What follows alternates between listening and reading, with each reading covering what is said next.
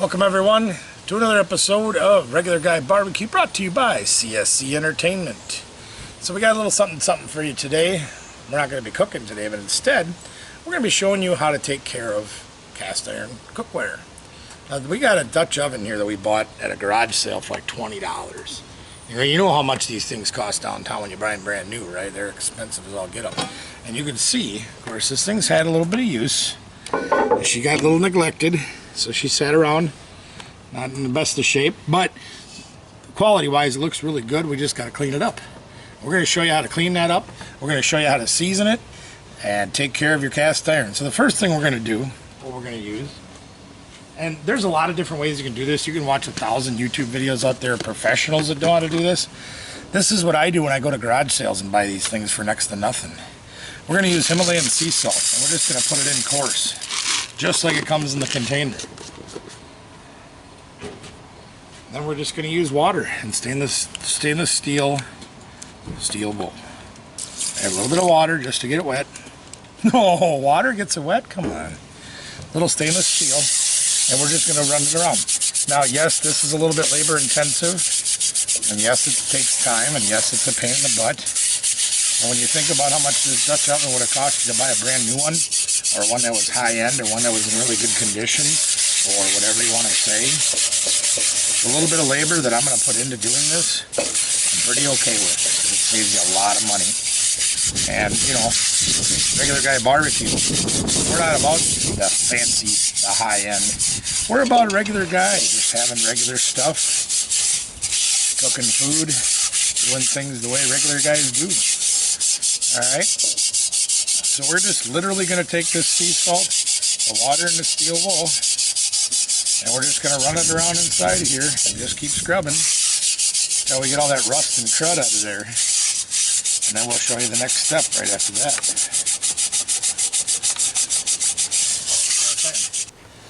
So, we went ahead and scrubbed the inside. We've got pretty much all the rust out, I believe. It's looking pretty clean. You can see there's a little bit of discoloration on the bottom from previous use, but that's all right. We're not going to worry about that. So our next step we're going to do is we fired up our gas grill already, getting it hot. And I want to put these on there right away and bake all the moisture out of them. So this part's pretty simple. We're going to take them over to the gas grill. It's about 350 degrees. And we're just going to set them right on there. Dry them out. So that'll be our next step. Once they're dry, we'll take them off again, let them cool down. We're going to use our avocado oil to season these things, and we'll show you that step next. Right, so pan dried out on the grill. It's all cooled off. I'm still going to wear my gloves because I get paranoid about this stuff. I forgot to wear the gloves once and never again. So next step we're going to do is we're going to oil everything. And again, we use avocado oil. You can use olive oil. You can use motor oil. You can use whale. No, that's not right. No. Any cooking oil will work for this. Again, I like the avocado oil because of the smoke point. When you're cooking cast iron, open flames, smoke point, good. Whee!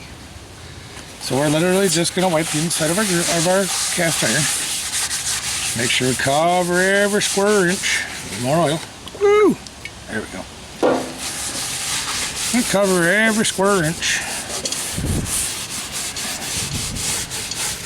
And the purpose behind this, and the theory behind cast iron, and seasoning it and taking good care of it, as you guys all know, is to make it non-stick, give a good flavor, right? You guys all know about that stuff, right? Yeah.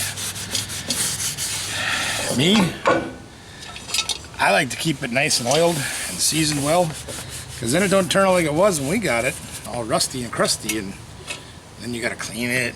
I hate cleaning these things, you know what I mean? So when we do them, we oil them every time we use them. We dry them every time we use them. We store them oiled with extra oil on them. That way they won't rust on us when they're sitting around waiting for us to use them again. Logic or lunacy. Either one fits me perfectly.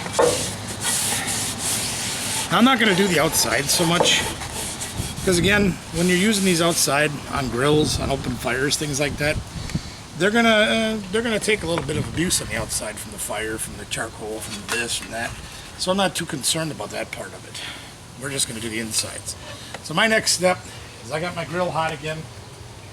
What I'm going to do is I'm going to put these downward dog.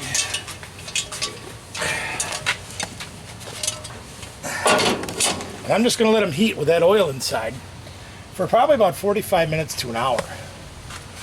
And we just put a fresh tank on our grill so we know we're not going to run out of fuel again. I hope.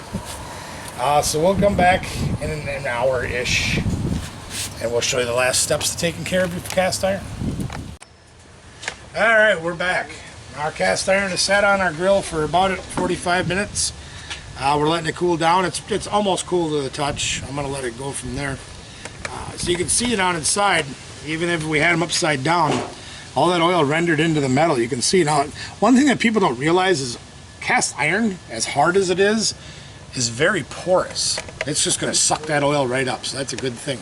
Now, something else that a good friend of mine that's here today pointed out to me is, well, gee, what if I don't have a gas grill to put these on? Do you have a charcoal grill? No, I don't have a charcoal grill. Got an oven? Got a stove? You got a pile of wood you can burn in the backyard? You don't have to use a grill or anything special. You can put these in the oven, just turn them upside down, cook them for an hour in your oven at 350 degrees. Takes care of it all for you. Last step.